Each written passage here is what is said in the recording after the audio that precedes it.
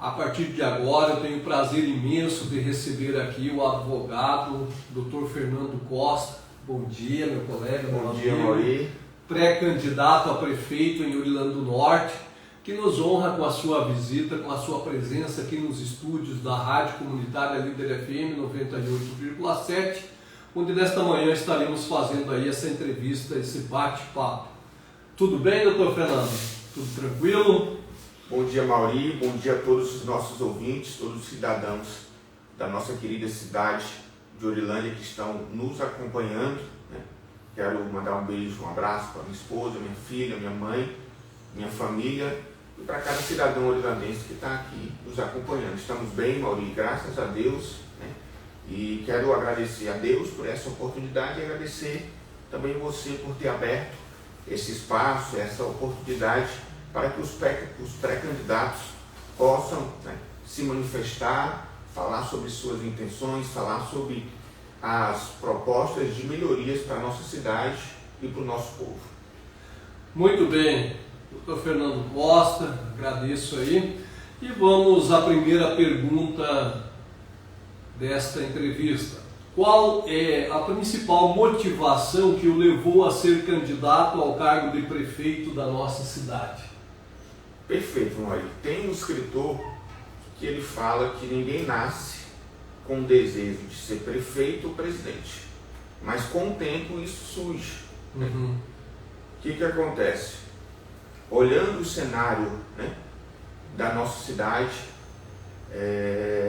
eu atuei 2 anos na Prefeitura Municipal, na Secretaria da Fazenda, atuei por último 3 anos na Câmara Municipal, onde eu pude adquirir conhecimento sobre gestão, legislação, e vendo o que está acontecendo no município, surgiu esse desejo. Primeiro, por eu ser filho de Orilândia, ter nascido aqui em 89 e crer e acreditar que a nossa cidade ela pode chegar num outro patamar, um potencial maior do que ela está. Hoje Orilândia tem 36 anos de emancipação política e pelo recurso que entra na nossa cidade, pelo orçamento que a nossa cidade tem, é possível ela chegar em um outro patamar.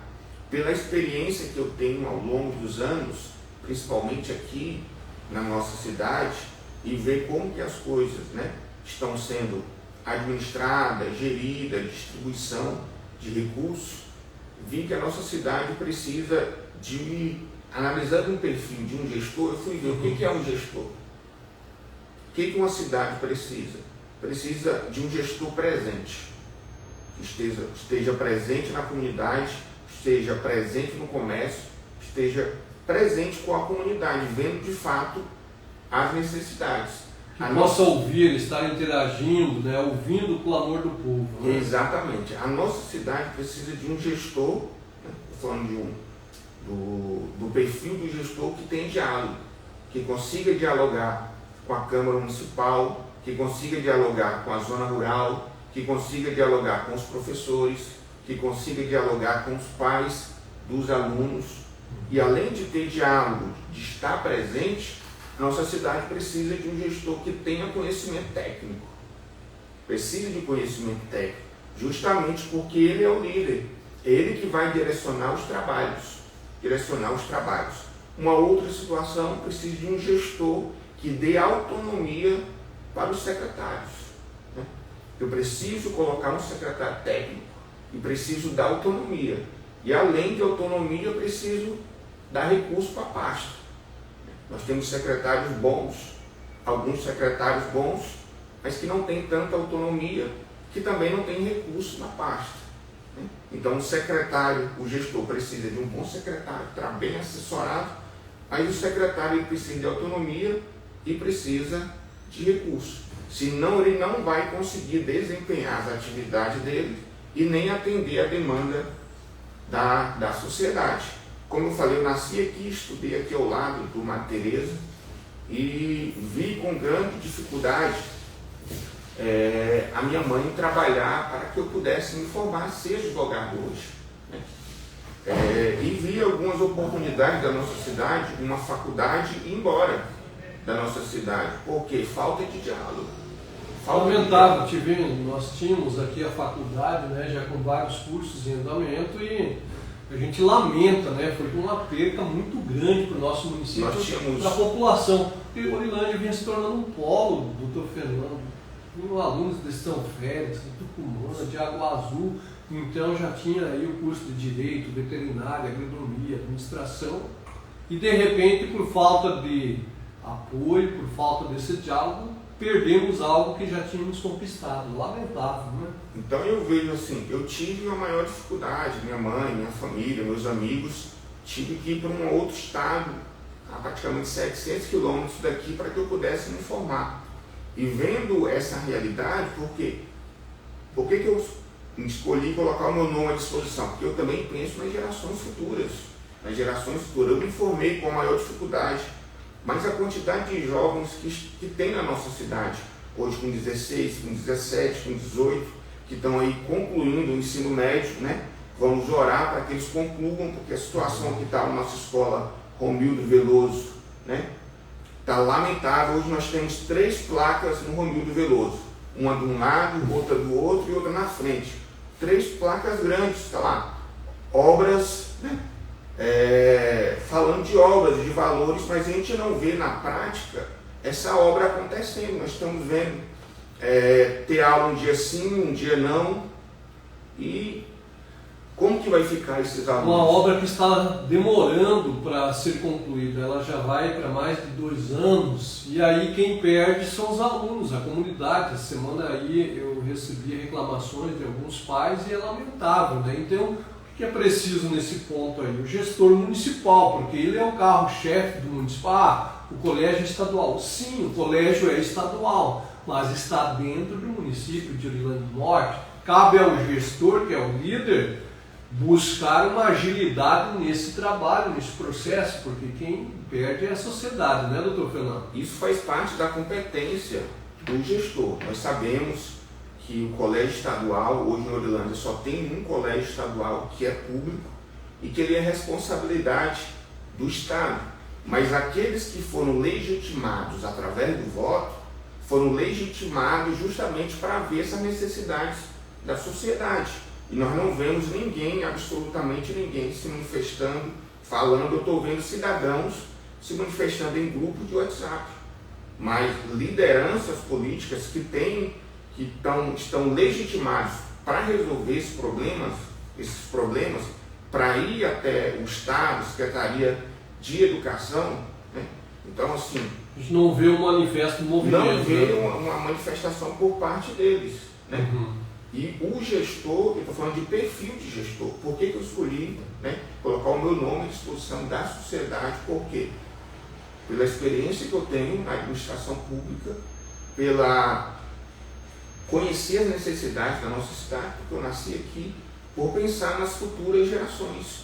Como eu falei, tanto os jovens aqui, né, nós temos aqui a empresa Vale, várias terceirizadas, que precisam de mão de obra e que muitas vezes aqui não tem ainda por falta de qualificação.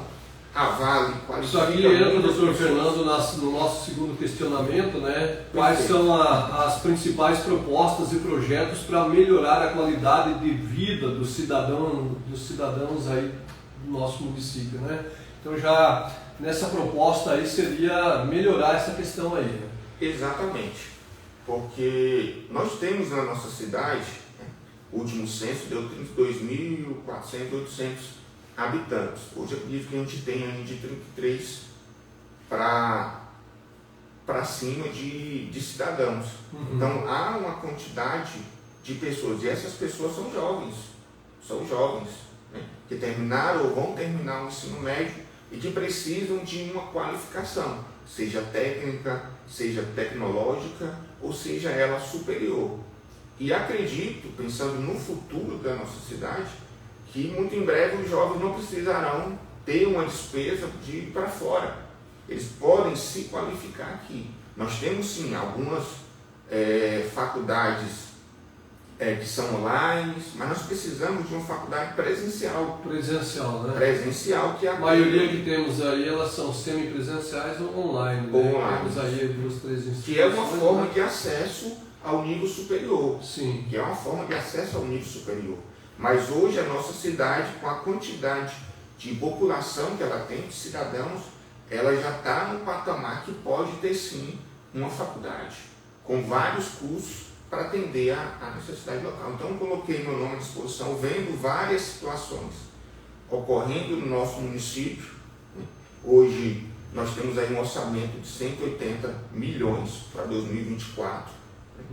Aí com o doutor Fernando Costa, advogado pré-candidato, falando aí agora já das suas propostas e projetos, né, para melhorar a qualidade de vida dos nossos cidadãos.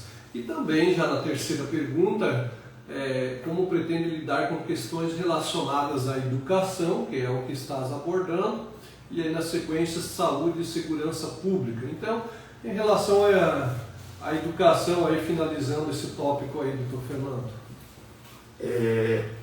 Nós temos o maior patrimônio da nossa cidade, não é o níquel. O maior patrimônio da nossa cidade não é o quartzo, não é a liga metálica de níquel, Maurício. O maior patrimônio que nós temos hoje em Orilândia são as pessoas. São as pessoas. Então, quando a gente fala em qualidade de vida, nós estamos falando em proporcionar educação, proporcionar saúde e proporcionar também o transporte, que é o quê? Que é o direito de ir e vir. Quando a gente fala em educação, a gente precisa ouvir, precisa ter diálogo. Nós tivemos um problema com os professores, com o reajuste, né? Os professores passaram aí 1 ano sem receber o valor do piso e não receberam esse valor retroativo. Ficar no prejuízo. Então o que acontece? O que falta? Diálogo. Então nós precisamos, para ter uma educação cada dia melhor, né, avançar mais em educação, nós precisamos ter mais diálogo. Diálogo com quem? Com os profissionais da educação. Nós precisamos ter diálogo, obviamente, com o governo municipal, profissionais da educação e com os pais também. Então nós precisamos, a educação precisa ter esse tripé. Governo municipal, profissionais da educação e os pais e os alunos que são os envolvidos. Porque, como eu falei, é através do diálogo que nós vamos ver necessidades reais. Como que eu vou levar uma proposta sem ouvir os pais, sem ouvir os profissionais da educação?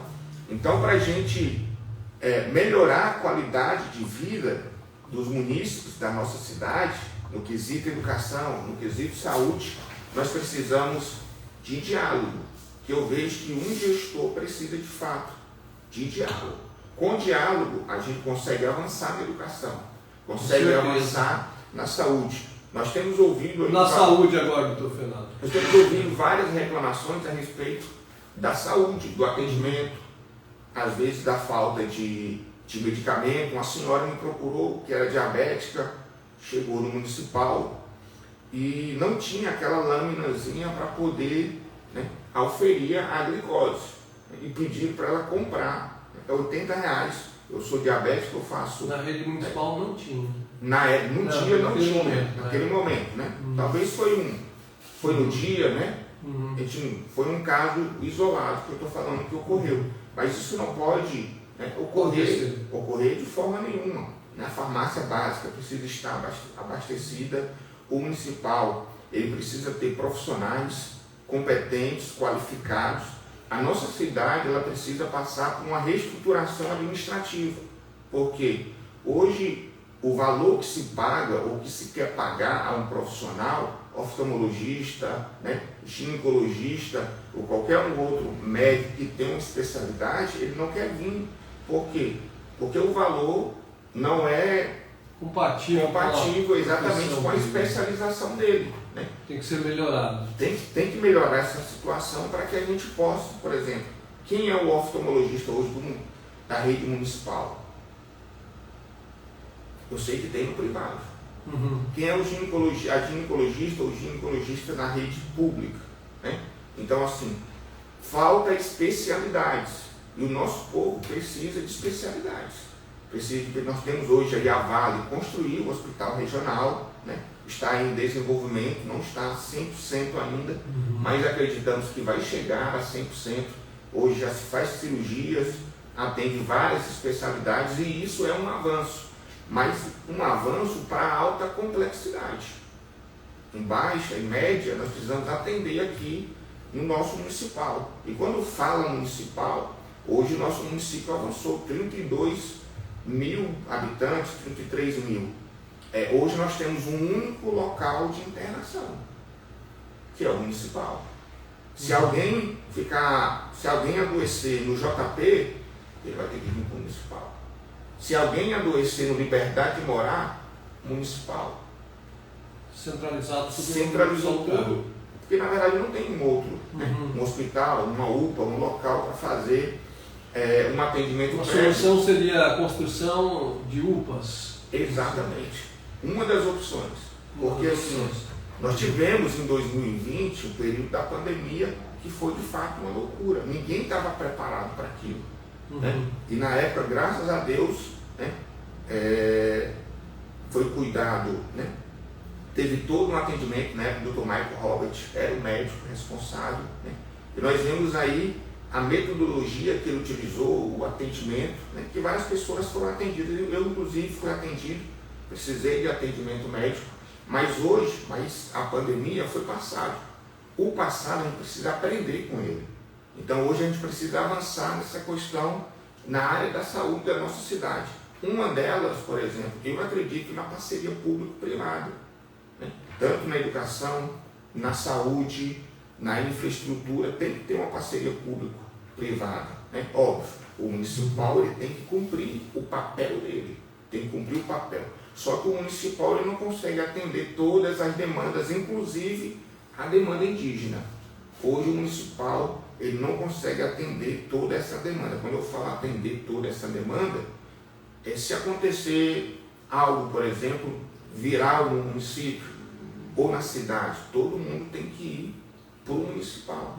E o não municipal, vai ter capacidade para atender todo mundo ele numa não situação consegue, dessa. exatamente. Se porventura acontecer, né? Então a gente precisa avançar nessa situação, avançar na questão hospitalar, avançar na questão de profissionais.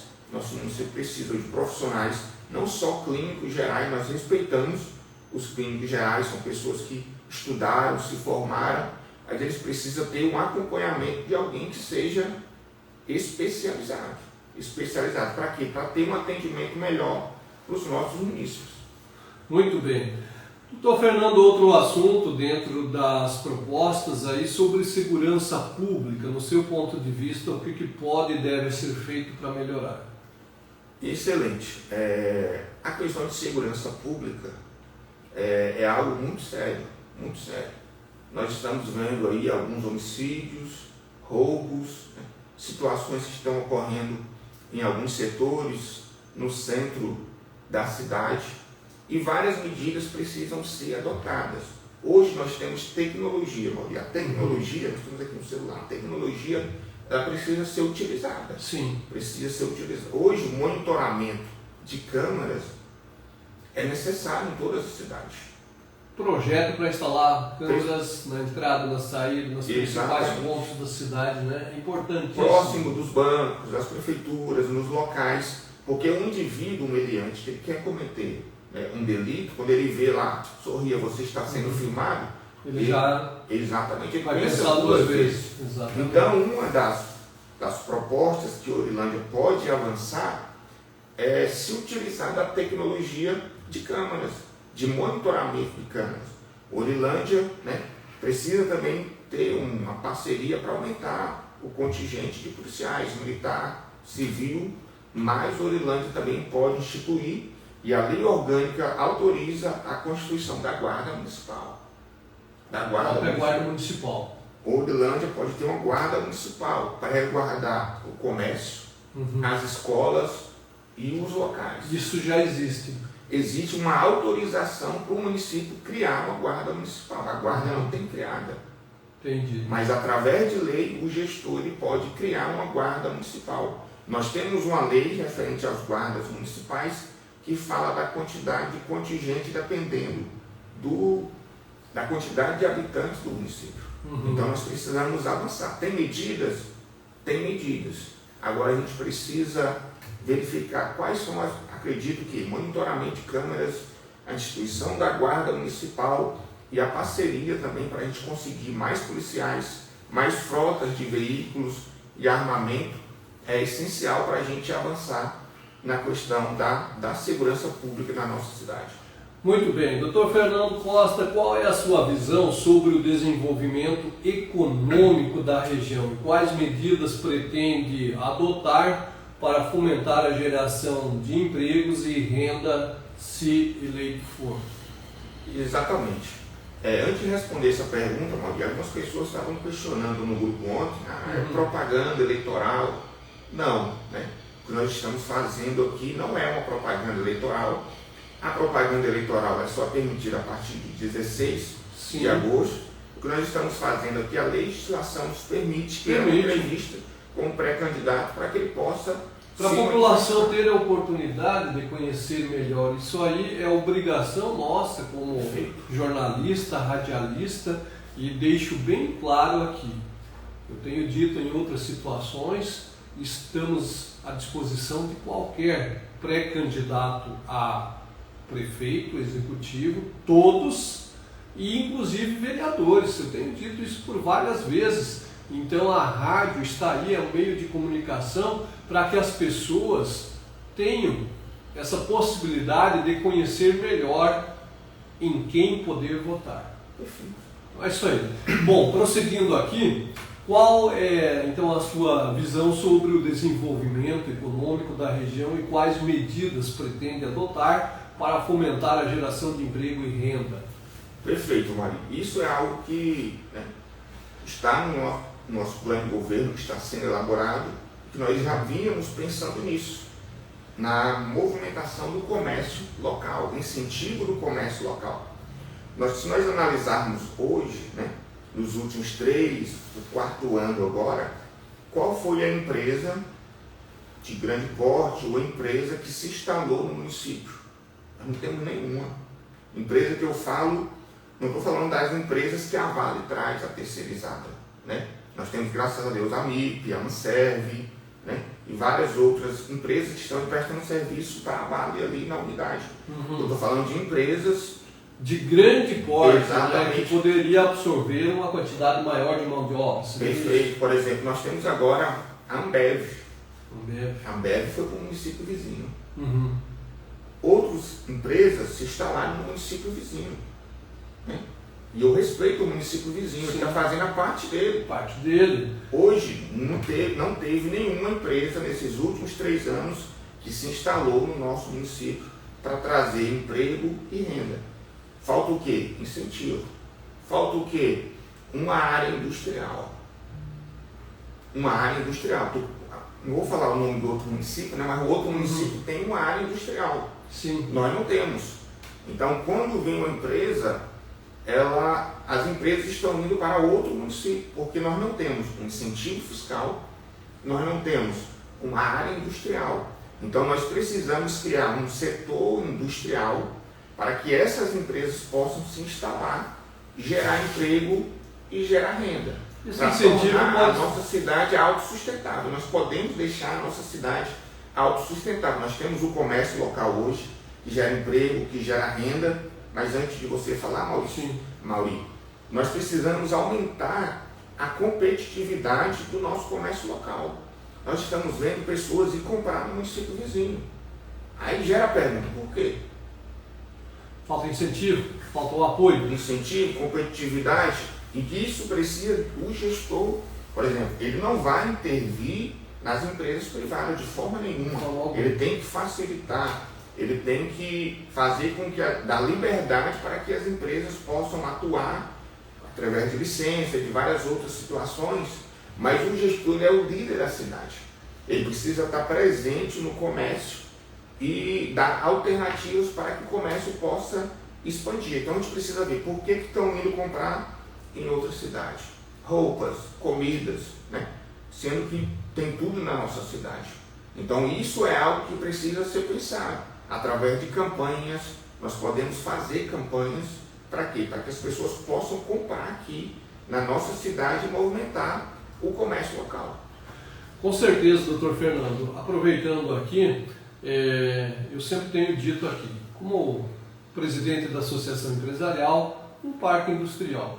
Não é difícil, até na gestão passada, o Dr. Veloso, na época, colocou à disposição, parece que perto da Secretaria de Obras ali, seria um início de um parque industrial. Só que parece que aí houve a mudança de gestão e não avançou, mas seria um início. Então eu sempre preconizei isso aí, é importante, fundamental se criar um parque industrial onde se faz a doação do terreno, se dá um incentivo fiscal por um determinado período e todo apoio logístico, estrutural, o que o município puder ajudar com o apoio da Vale fazer nesse sentido, para realmente atrair empresas de médio, grande porte para o nosso município.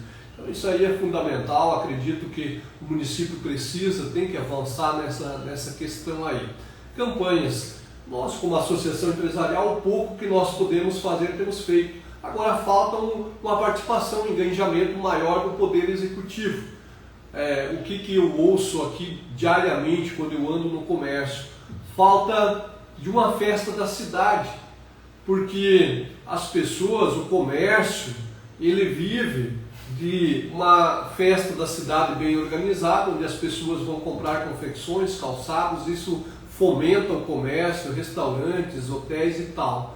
Felizmente não tivemos a festa da cidade, a comemoração do aniversário do município, que é uma data importante, que eu acho que tem que ser valorizada, né? A data, o aniversário do município, uma luta, uma história, e isso aí fomenta o nosso comércio. Então, infelizmente, nos últimos anos não temos tido nenhum evento que possa aquecer a nossa economia. É uma demanda, é o que a gente escuta muito, precisamos melhorar nesse sentido, né, doutor Fernando?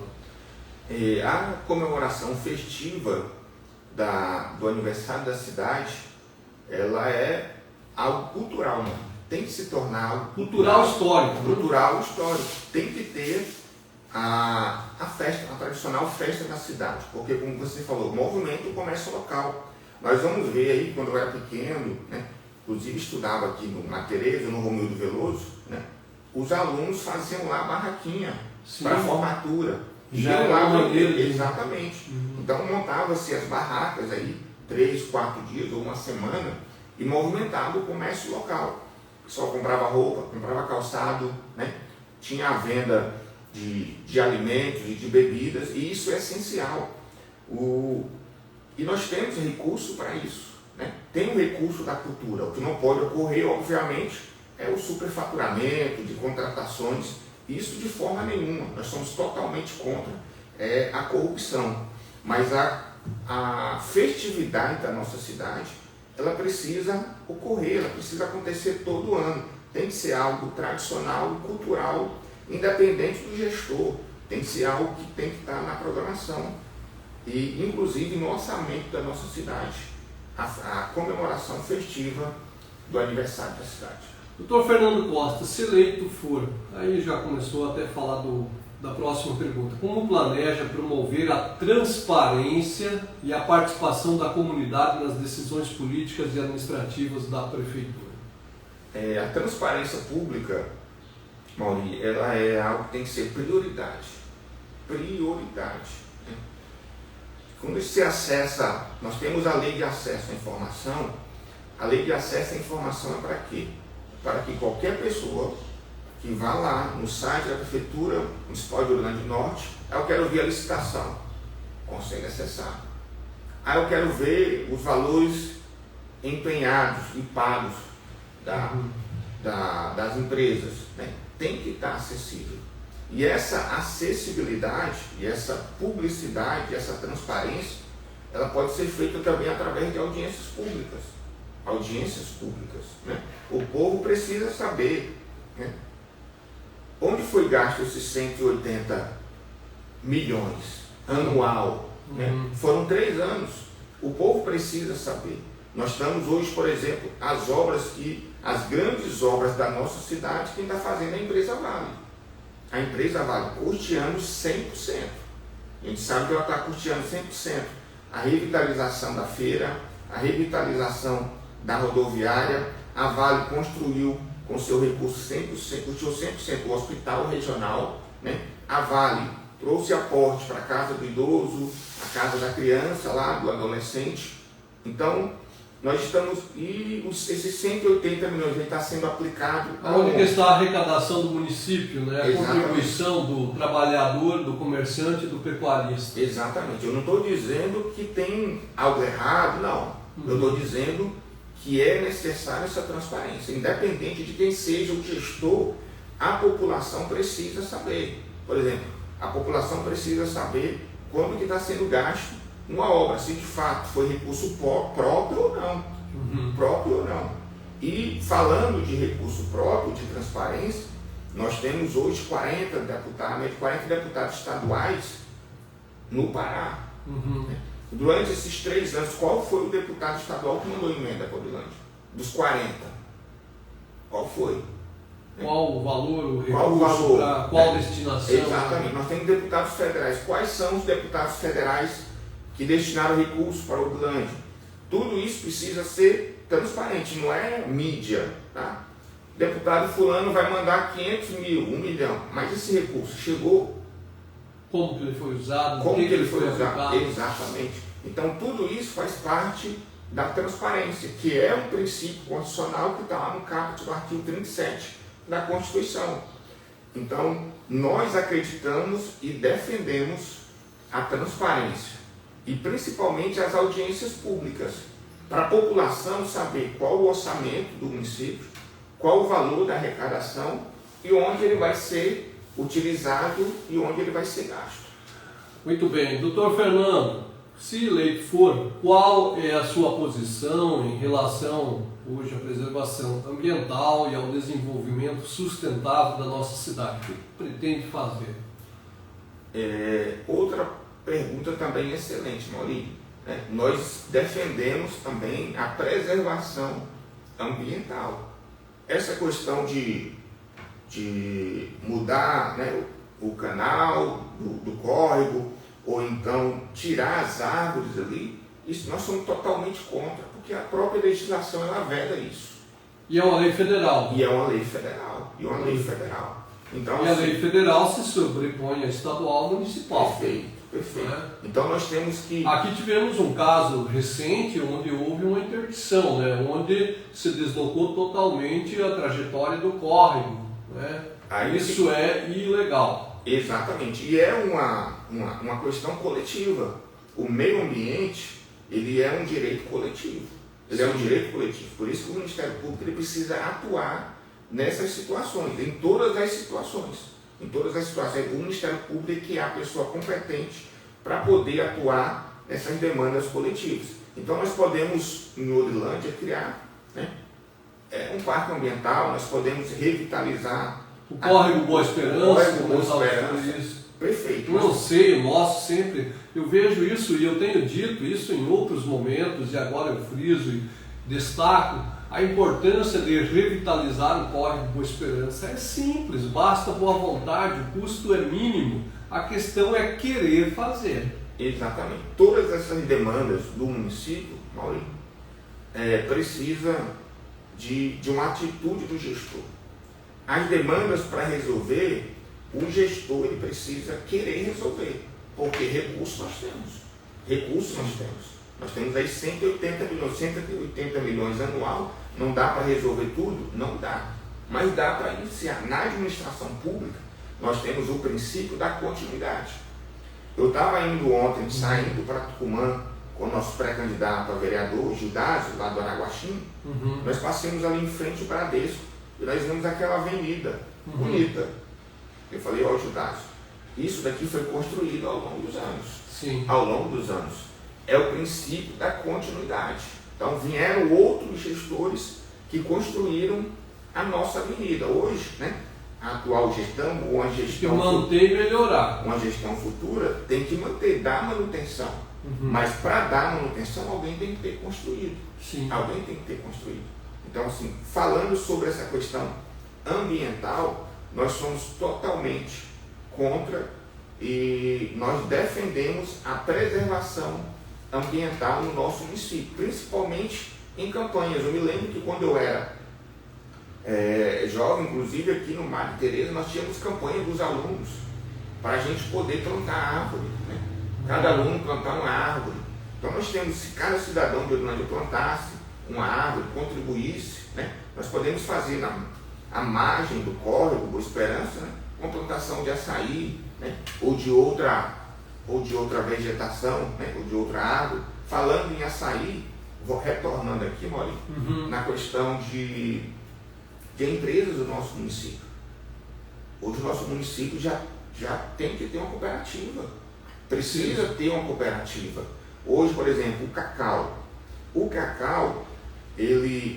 a fruta, né, o fruto do cacau, ele gera o chocolate, mas a casca do cacau já se faz ração através da casca do cacau. Sim. Ração para quê? Para gado, para porco, para galinha, mas precisa de quê?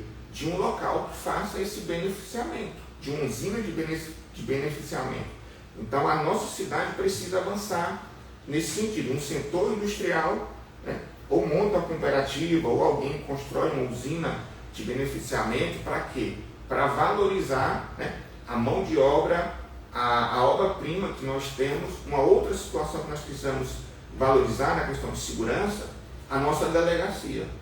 Tu já foi na delegacia, Maurício? Agora eu tenho ido sim, eventualmente, né? Mas realmente há muito tempo a necessidade de uma reestruturação. É horrível a nossa delegacia, a gente chega lá, né? É animais para todo lado, né? E assim, uma estrutura, né? Uma estrutura que não está tão legal assim. O abandono, né? O abandono. Então, assim, é possível uma parceria também para poder construir uma nova delegacia na nossa cidade. Doutor Fernando, quais são as suas estratégias para promover a inclusão social e reduzir as desigualdades dentro da nossa comunidade? Eu acredito que essa pergunta já tem sido contemplada, mas só para reforçar aí, diante do incentivo, né, do impacto industrial, de excelente. Sobre a questão da inclusão, nós temos inclusive um pré-candidato a vereador do Partido Novo, que ele é deficiente visual, que é o Juscelano. Né? Juscelano. Rapaz muito inteligente, inclusive eu dei aula para ele na faculdade de Direito, né? Excelente, muito inteligente. E como o Juscelano, eu estive esses dias na PAI também, muitos jovens, muitos alunos inteligentes que precisam ser inseridos, né? E além de ser respeitados, inseridos. Nós temos aqui em vários mercados e locais que as pessoas não respeitam a vaga do portador de deficiência. Não respeita a vaga. Tem um percentual, né? Tem um percentual. Por exemplo, na administração pública, qual é o servidor portador de deficiência? Né? Nós precisamos colocar em cada secretaria, incluir essas pessoas. Eu tenho um amigo meu, que é o Tito João Batista, ele é deficiente de um braço, é engenheiro ambiental, formou na Faculdade Federal de Brasília. Estudou comigo, passou na Faculdade Federal de Brasília e se formou. Então, um cara inteligentíssimo também, que precisa de uma oportunidade, que precisa ser incluído. E quando a gente fala em desigualdade social, existem duas situações, Maurício, que a gente não pode confundir: pobreza e desigualdade social. A pobreza, ela tem que ser combatida. Sim. Tem que ser combatida. A assistência social, ela tem que trabalhar em cima disso. E corriqueiramente nós estamos vendo pessoas aí passando necessidade no nosso município. E recurso tem para isso. Falta políticas públicas, mais políticas públicas. Eu sei que, né, algumas pessoas são atendidas, né? A gente não pode fechar os olhos para isso, mas a gente precisa avançar cada vez mais para atender essas pessoas. Quando a forma de reduzir a desigualdade social é através da educação. Acredito que a educação ela faz uma transformação social na vida da pessoa, na família. Porque a desigualdade social, ela não é o problema. O problema é a pobreza.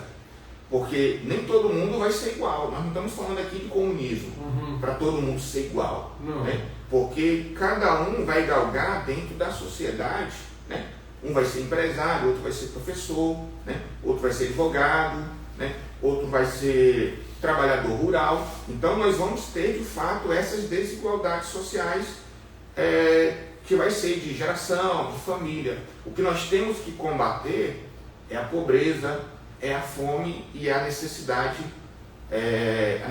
básica do cidadão. Quando eu falo necessidade básica, o nosso povo, antes da gente trazer, Maurício, antes do político querer trazer algo do outro mundo, ele tem que trazer pelo menos o básico. Pelo menos o básico, esse tem que ser bem Por feito. exemplo, o direito de ir e vir é o básico. É o básico. Como é que eu quero asfaltar daqui para o campinho se eu não dou o básico? Então, primeiro o básico. Ponte, estrada, direito de ir e vir. Se a gente conseguir no futuro asfaltar, excelente. Mas se a gente não conseguir, o básico, né? O JP precisa do básico. Saneamento básico, o JP precisa. PA Maria Preta precisa do básico. Nós temos aqui liberdade de morar, precisa do básico. Eu preciso de quê? De rua. Precisa de quê? De manutenção ali nas estradas, precisa de energia elétrica. O nosso povo, Maria, ele precisa primeiro do básico. Depois que a gente der pelo menos o básico para o cidadão, a gente vai pensar em outras situações melhores. Mas primeiro o básico. Muito bem. Estou falando aqui com o Dr. Fernando Costa, advogado, pré-candidato a prefeito em Ourilândia do Norte. Dr. Fernando Costa, qual é a mensagem que gostaria de deixar para os eleitores e como pretende conquistar a confiança e o voto deles durante a campanha eleitoral? Excelente, Maurício. Hoje, o acesso à informação está na mão de todo mundo. Você que está me ouvindo, você tem acesso, você está me ouvindo através da comunicação, através da tecnologia.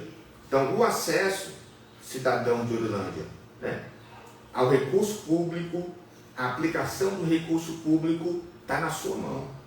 Então, eu queria pedir para você, não se deixe enganar ou iludir por mídia.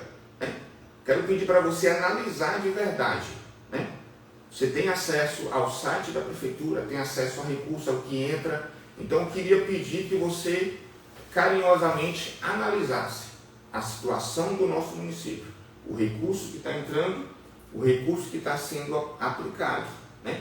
Para que você possa, de forma racional, olhar para a nossa cidade e verificar, é isso que nós queremos algo temporário ou nós queremos algo permanente? O nosso povo, Maurício, não precisa de algo temporário, porque como a própria palavra fala, é temporário, no piscar de olho acabou. O nosso povo precisa de algo permanente.